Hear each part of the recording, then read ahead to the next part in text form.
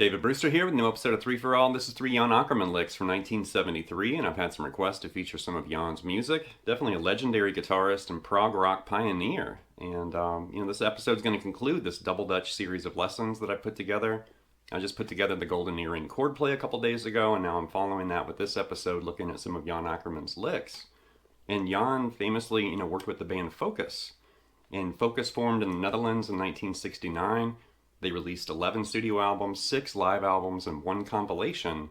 And it's really interesting that Jan Akkerman, a famous guitarist for sure, from the Netherlands, definitely a founding member of the band Focus, along with George Kooijmans, from Golden Earring, also famous, in the US with Radar Love and Twilight Zone. But both these guitarists are painfully overlooked and kind of almost forgotten in today's world, and definitely very impactful. Jan's a really interesting guitarist. Definitely wasn't afraid of playing like outside, just really jazz, fusion heavy, licks and phrases. And, I watched a lot of material, featuring him playing. And it was really interesting that each performance, he played completely different ideas. I think he was really just improvising. Definitely a monster guitarist.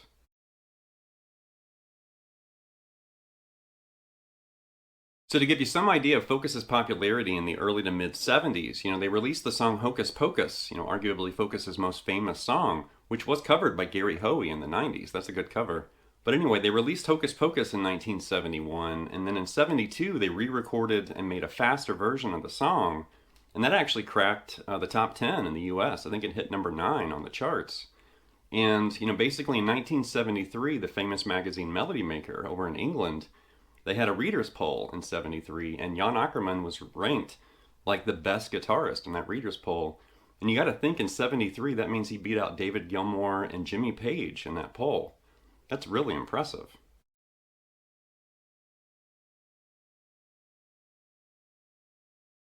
The licks in this episode came from a live performance in 1973, and it's really interesting because during the performance, they played a number of songs, and then they just completely rocked out Hocus Pocus. The band was rocking out, the crowd was going crazy, like almost a riot.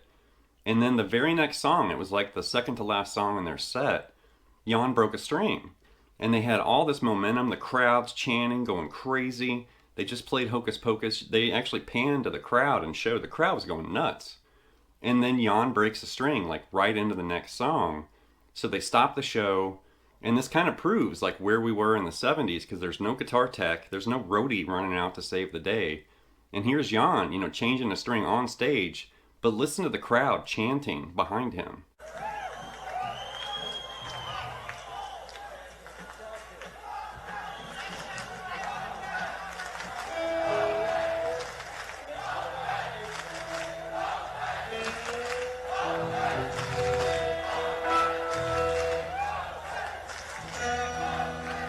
The first idea basically involves these jazzy double stops, and he's kind of slipping and sliding around the fretboard. It's also neck position, like use your neck pickup, and actually you might want to roll off your tone knob a little bit because it's real bassy and wolfy, like this.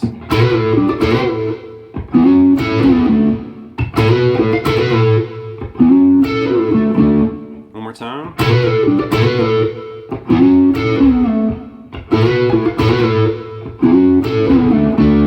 So neck pickup, got that bassy, jazzy kind of sound, and we're in E, basically, right there.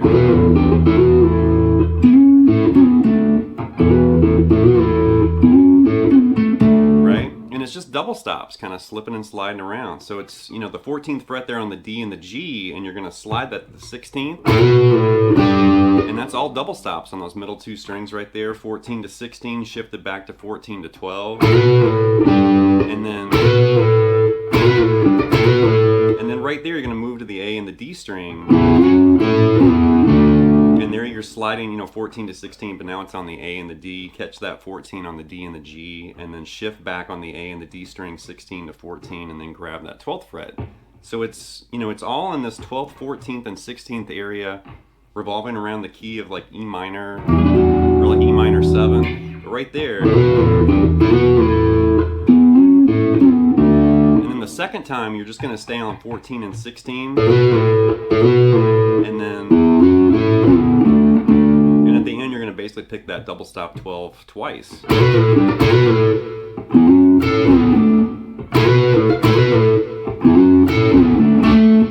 interesting phrase, very jazzy. Like I said, it reminds me of Wes Montgomery a little bit.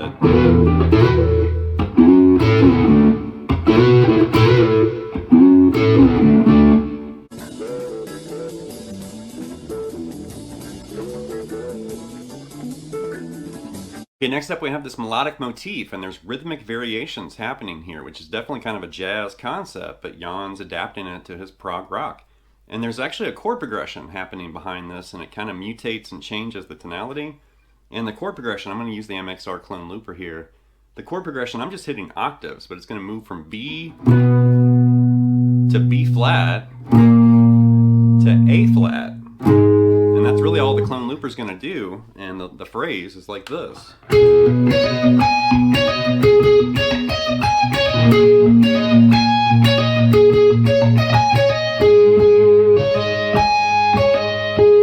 more time.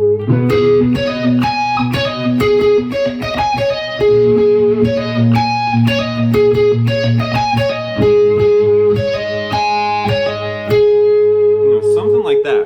Really interesting, and it's just the same 4-note motif kind of reworked and rhythmically, kind of variated, but he's doing, and that's over B in the beginning, right there. And that's kind of the phrasing, and it's spaced out. The rhythm's very, specific.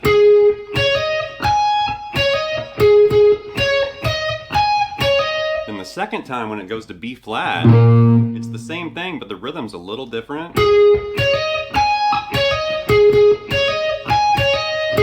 then the last time when it finally gets to that A flat, it's that motif, but it's really played kind of slow and final. Like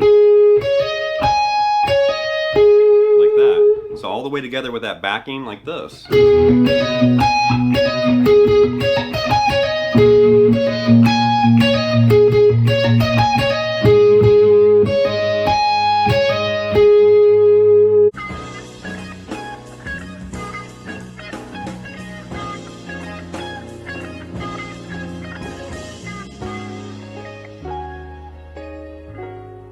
Next up, we've got a melodic arpeggio phrase, and this is over G minor, something like this. One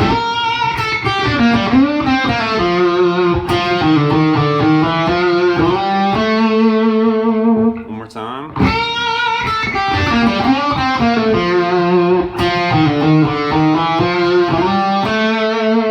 So he's basically starting with this A note bent to B flat, just bend it up a half step. And then you're going to grab that A again and then come down a G minor arpeggio right there.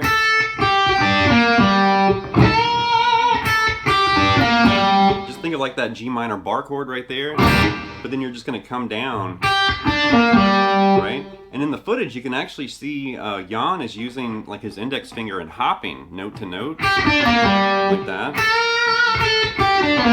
And that's really weird to kind of hop along. I'm just kind of rolling it almost like a slow sweep. Right? And then you're going to grab the C note, bend that to D. And then right there. And then you've got this open string. And then it's chromatic right there. And then end on that G to A.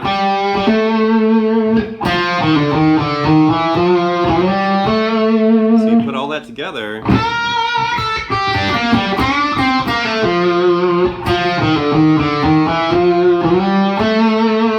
Really cool phrase.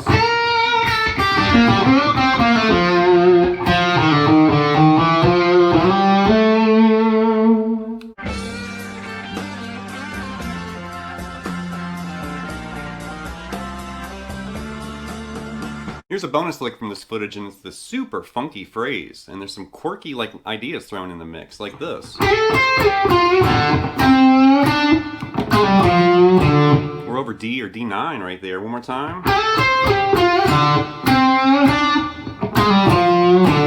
So he's doing this slip and slide phrase in the beginning right there. And then play the open D string right there. That's the first little weird kind of quirk. Like that. Really interesting phrase to just end it on that open D string. And then kind of hook, bend the C note and smear it into that D note right there.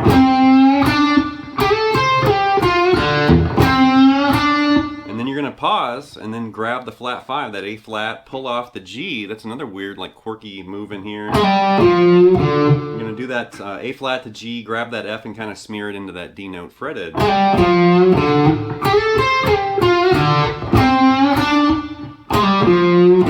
know, and it fits perfectly in that funky groove they're jamming on, too. And I'm a sucker for funky riffs and funky phrasing like that.